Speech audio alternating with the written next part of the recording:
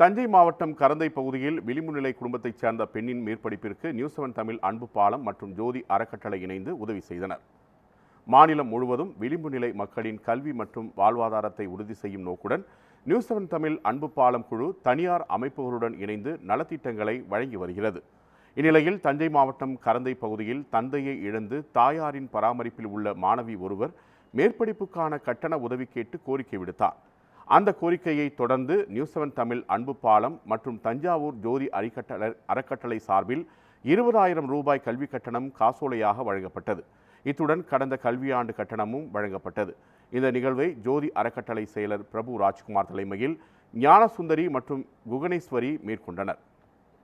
தஞ்சாவூர் மாவட்டம் கரந்தை பகுதியை சேர்ந்த தந்தையை இழந்து தாயின் பராமரிப்பில் உள்ள மாணவி ஒருவர் தனது கணவரால் கைவிடப்பட்ட நிலையில் தனது மேற்படிப்புக்கு வாழ்வாதாரத்துக்கு உதவி செய்யும் வகையில் மேற்படிப்புக்கு உதவி செய்யுமாறு நியூஸ் 7 தமிழ் அன்பு பாலத்துக்கு கோரிக்கை விடுத்திருந்தார். அதனை பரிசீலனை செய்து இன்று நியூஸ் 7 தமிழ் அன்பு பாலம் மற்றும் ஜோதி அறக்கட்டளை ஆகியோர் இணைந்து அந்த மாணவியின் கல்வி செலவுக்கான ரூபாய் 20,000 இன்று காசோலையாக இன்று வழங்கியது.